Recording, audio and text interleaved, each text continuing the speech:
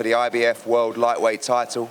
This man is very, very special. We believe he's going to be a world champion very soon at 135 pounds. Over to you guys for questions. And wait for the microphone. Thank you. Hans Temesco. Right here. Can you hear me? Is it on? Hello? Hello? Hello? Okay, we'll start here. Sí. Oh, got it. Uno, dos. No, sorry, go on. Andy, ahora que eres el nuevo contender, pero tienes menos de 10 peleas, ¿cómo rápido tú crees que consigues la pelea por el IBF? No, realmente he tenido una carrera más rápida que cualquier otro peleador, pero eso se debe también a mi background amateur. Tuve muchas peleas amateur, muchas medallas olímpicas, mundiales, así que creo que ya estoy listo para enfrentar cualquier reto que tenga en el camino y confío en mi equipo de trabajo que haga lo mejor para mí. So the question... Si le puedes dar un grado a tu pelea. De un 10, siempre creo que puedo hacer más, así que de un 10 me voy con un 8. So the first question was asked then. Obviously now you've got yourself in a position to fight for that IBF world title, but you've had like less than 10 fights. How quickly have you moved and do you think you're ready for this? Andy's answer was, I've obviously moved very quickly in terms of the professional game, but I've had like a significant amateur pedigree, which has allowed me, you know, to really be able to develop things. I've fought the Olympics, I've fought at World Championship level as well. So I feel I'm completely ready for my next step and whatever comes. And the second question was, what mark would you give yourself for tonight's performance? And Andy said, you know, I always believe I can do a little bit more in there, you know, so I wouldn't give myself a 10 for tonight. I'd probably say it was an 8. Hello? Can you... Yeah.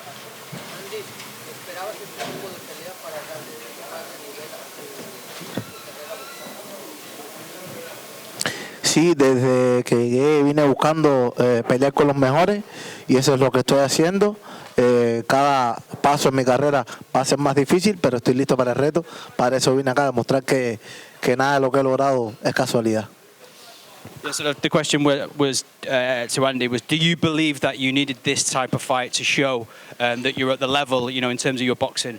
And his answer was, yeah, look, you know, I think every fight that you go into, I think it's with each fight that you face, it's about facing different challenges, you know. But I'm ready for whatever challenges come my way. I came here to show what I'm made of and to show that I'm ready for being able to move on to the next levels, and I think that's what I did.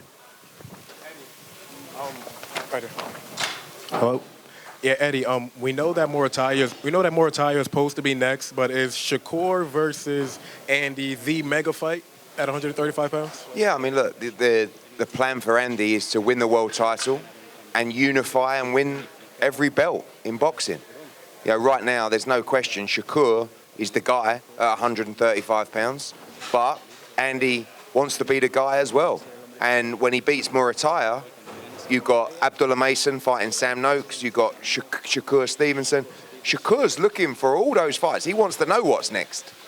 And I think Shakur would love to be able to fight champions at 135 pounds. And Shakur knows boxing. He also knows how good Andy Cruz is. And I think he'd be up for the challenge. Go on in. You've had a 50-50 fight right now, you said. 50-50 fight? Listen, right now, Shakur is the guy at 135. Will he be the guy when Andy comes through? Let's find out. That's what we want. The best be the best. They're two generational talents. They really are. 2 pound-for-pound great fighters. Andy.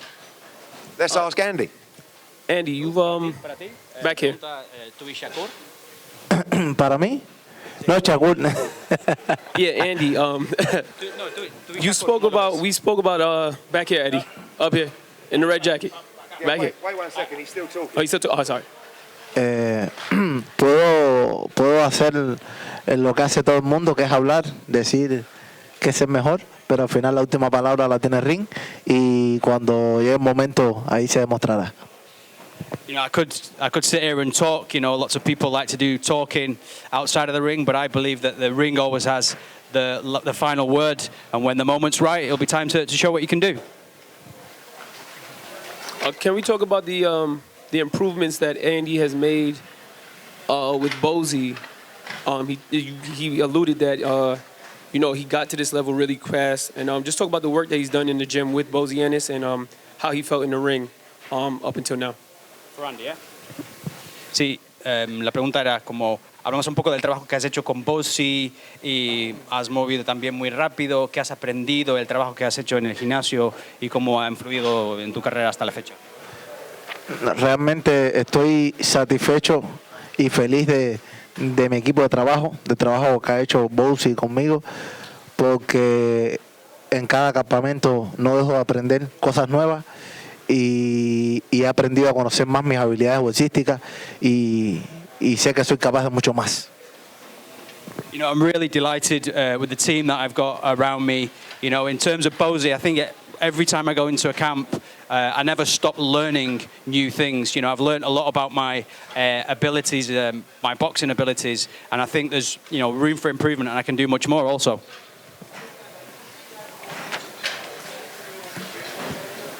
Keith, Eddie, did the IBF give you any indication when they're going to name him the mandatory and when that fight is due? So he's now the mandatory.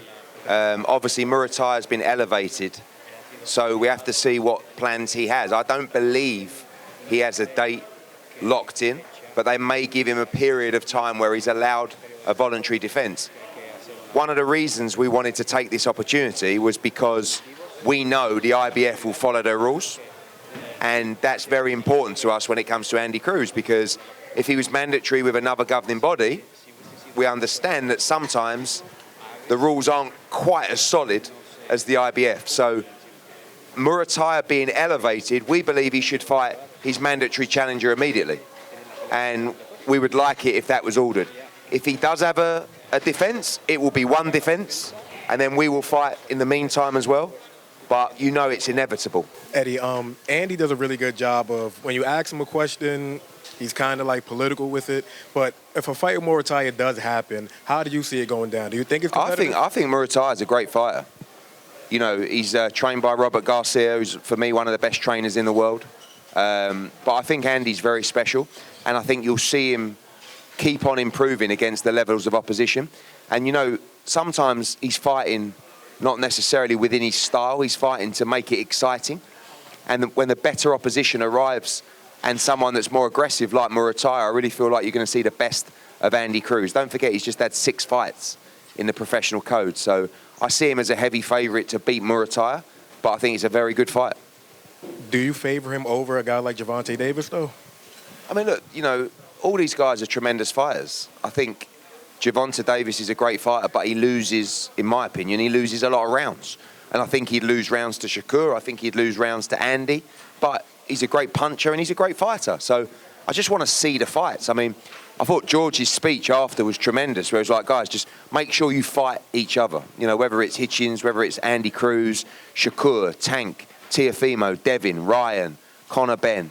All of these guys. There's so many great young fighters coming through. Hopefully they all get in the ring together. And I'm Kristal Hart reporting from Madison Square Garden. Hope you've enjoyed the show. Thanks for watching, and we'll see you at the fights.